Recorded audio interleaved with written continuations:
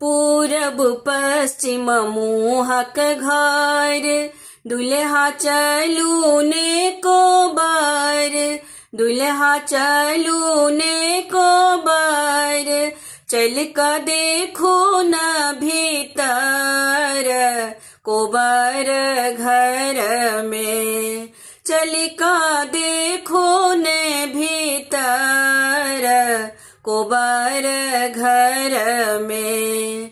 देखो कोबर के लिखाई, पुरैन पाती के सफाई, पुरैन पाती के सफाई, आई त कनिया बजती यहाँ संग, कोबर घर में, आई त कनिया बजती यहाँ संग, कोबर घर में।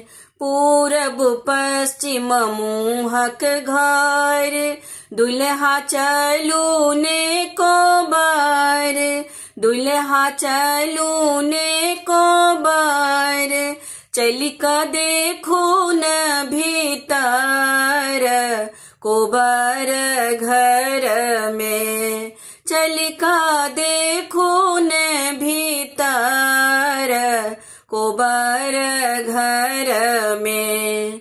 ऊपर चांद सूरज निवास, नीचा बर कन्या के बास, नीचा बर कन्या के बास, आई त कनिया बजती यहाँ संग, कोबर घर में, आई त कनिया बजती यहाँ संग, कोबर घर में।